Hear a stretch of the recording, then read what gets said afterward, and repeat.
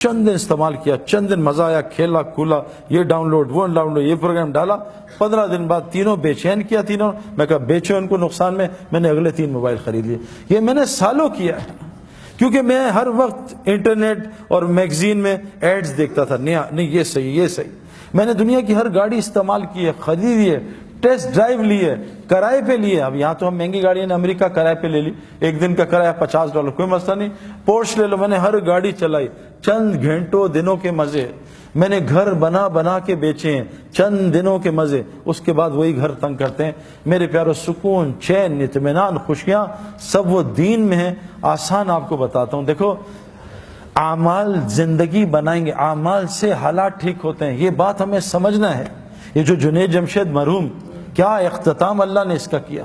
یہ جنید جمشید کوئی تبلیغی بزرگ تھا کوئی بہت بڑا، یا کوئی بہت بڑا، یعنی میں آپ کو کیا بتاؤں میرے پیارو. لوگ مجھ سے آ کے کتنی شکایت کرتے ہیں جنید کی، لیکن جو جنید کی ٹی وی میں حرکتیں آتی تھی وہ بہت چھوٹے گناہ ہیں، بہت چھوٹے. لیکن جنید گناہ کبیرہ سے، جنید کے منہ سے میں نے کبھی غیبت ہی نہیں سنی میرے پیارو.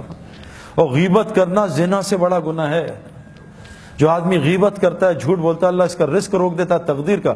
حدیث میں آتا ہے بعض گناہ تقدیر کے رزق روک دیتے ہیں، بعض گناہ ایسے ہوتے ہیں.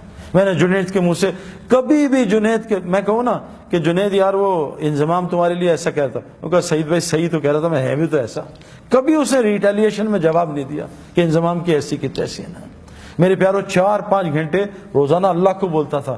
جو مخلوق میں اللہ کو بولے گا، پھر دیکھو اللہ اس کا مخلوق میں کیسا موت پر اس کا تعارف کراتے ہیں. اگر اللہ اس کا تعارف یہیں شروع کر دیتا، وہ تو پھٹ جاتا، پاگل ہو جاتا، پتہ نہیں کسی غلط لائن پہ چلا جاتا. اللہ نے پوری دنیا کو دکھایا، دیکھو یہ ناچنے گانے والا تھوڑے دین پہ تھا، تھوڑے دین پہ. میں اور جنید جمشید، ہمارا دین تو کمزور ہے.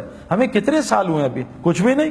کبھی ہم یہاں غلطی، کبھی وہاں غلطی. جیسے بیٹسمین ہوتا ہے نا، نیا کبھی سلپ میں آؤٹ، کبھی ادھر آؤٹ. تو ہم تو آئے دن آؤٹ ہو جاتے ہیں. ذرا سی لڑکیاں آ جائیں تو آنکھیں آؤٹ ہو جاتی ہیں، ذرا سا ماحول غلط آئے تو کان آؤٹ ہو جاتے ہیں، ذرا سا ماحول آئے کبھی زبان آؤٹ ہو جاتی ہے.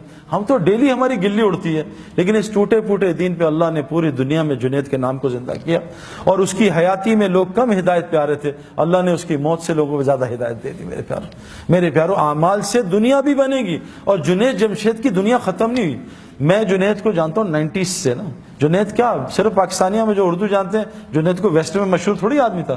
ہمارا تو انٹرنیشنل سپورٹس ہے، انگلینڈ، آسٹریلیا، ہر جگہ انضمام الحق کا نام بہت زیادہ ہے، کیونکہ انٹرنیشنل سپورٹس ہے نا.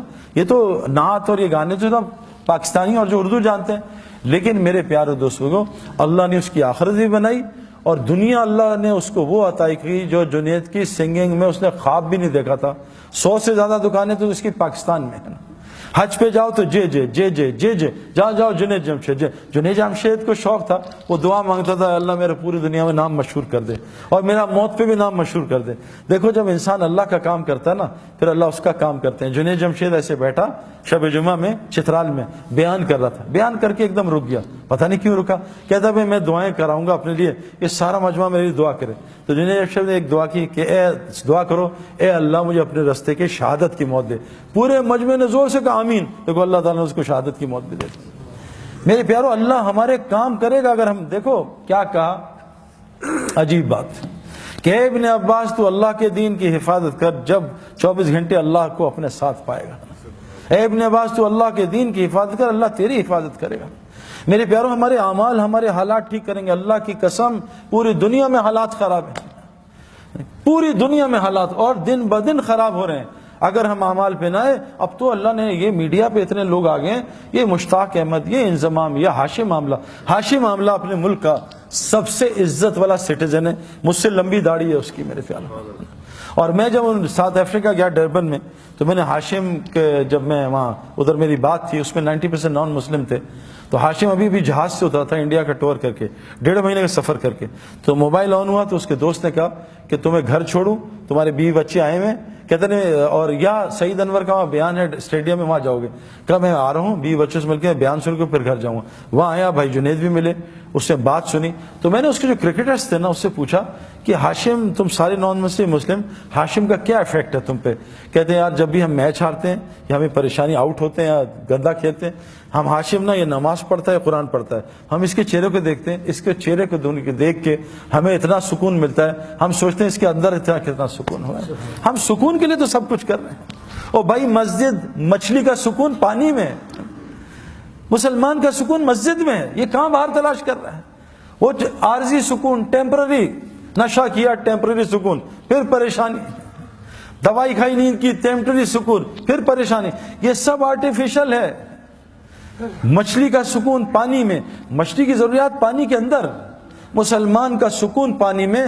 مسلمان کی ضروریات کا تعلق مسجد کے اعمال کے ساتھ ہے، باہر نہیں ہے۔ مسجد کے اعمال، باہر کی محنت سے بستر آئے گا، نیند نہیں آئے گا۔